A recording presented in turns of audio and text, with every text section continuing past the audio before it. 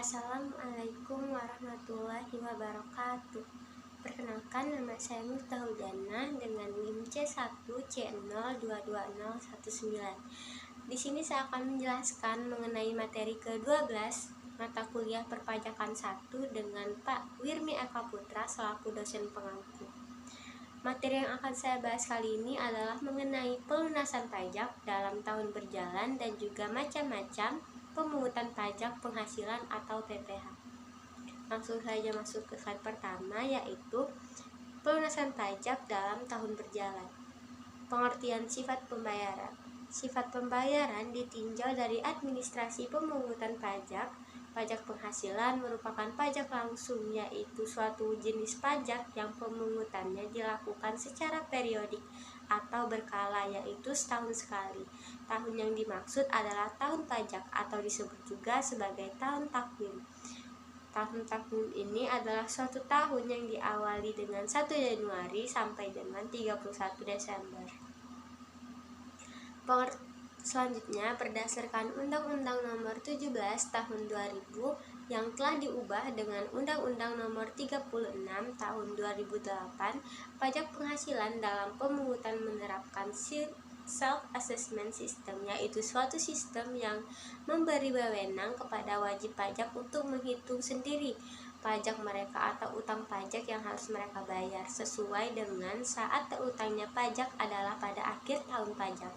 Maka setelah berakhirnya tahun pajak tersebut, wajib pajak menghitung sendiri utang pajaknya sekaligus mengisi surat pemberitahuan atau SPT pajak penghasilan mereka.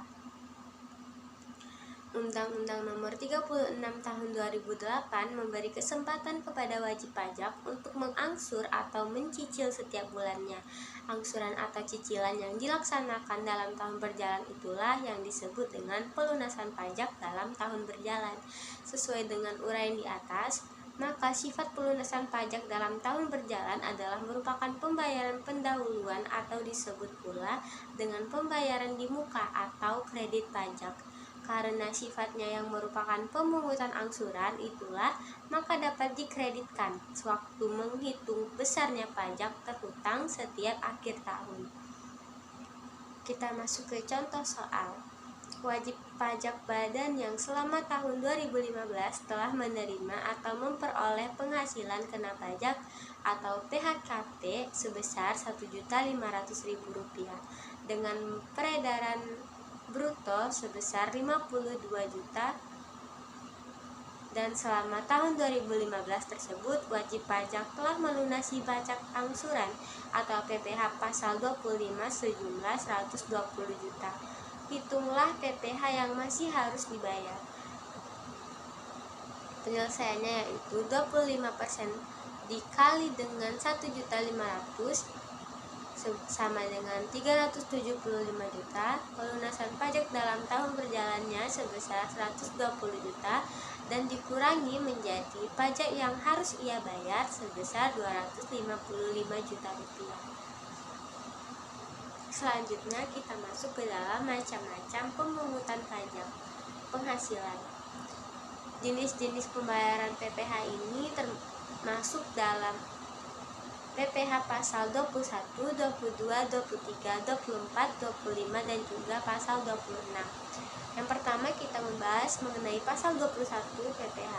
PPh yang diatur pada pasal 21 ini merupakan pajak atas penghasilan bagi wajib pajak bagi karyawan yang mendapatkan penghasilan berupa gaji, upah, tunjangan, honorarium, ataupun pembayaran lain dalam bentuk apapun. Pembayaran pajak penghasilan biasanya dilakukan setiap bulannya setiap kali ia mendapatkan gaji.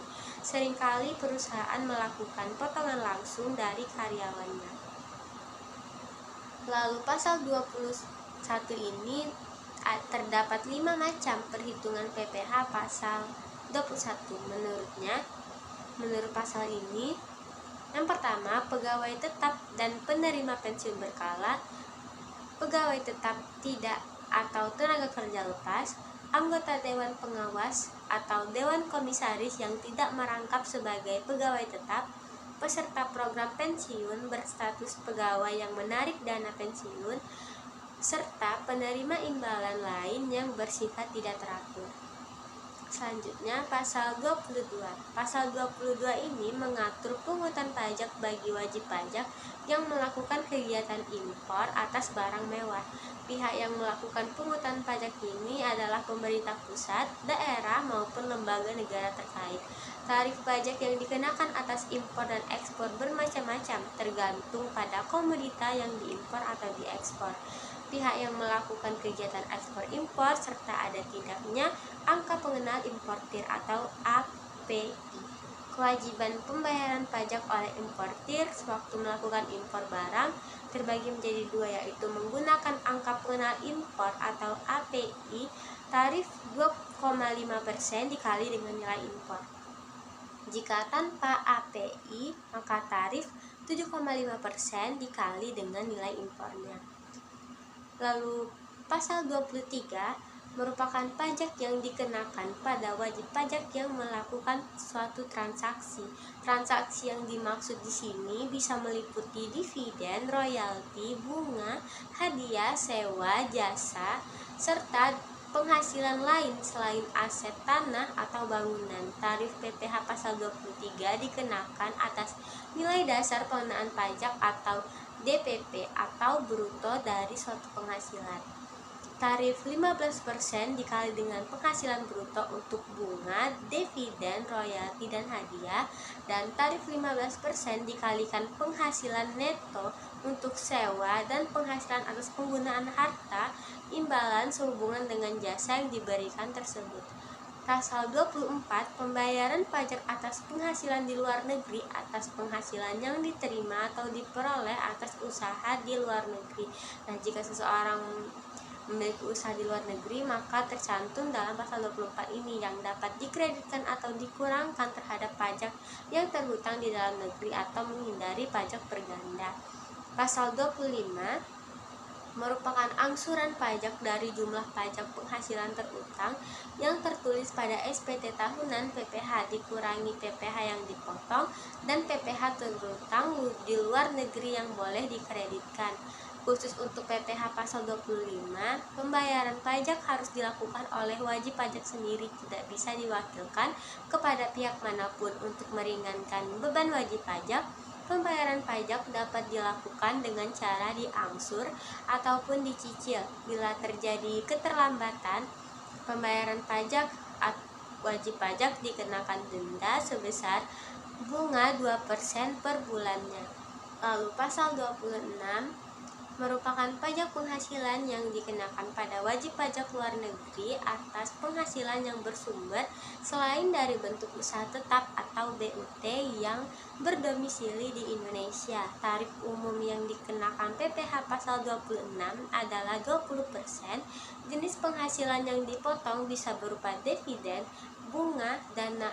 Bunga ini termasuk dari premium, diskonto, ataupun imbalan jaminan pengembalian uang, royalti sewa, imbalan jasa ataupun pekerjaan, hadiah, pensiun, ataupun keuntungan dari pembebasan suatu hutang. Baiklah, sampai di situ penjelasan saya mengenai materi ke-12 kali ini. Semoga dapat bermanfaat bagi kita semua. Maaf atas salah kata maupun perbuatan. Saya akhiri dengan wassalamualaikum warahmatullahi wabarakatuh.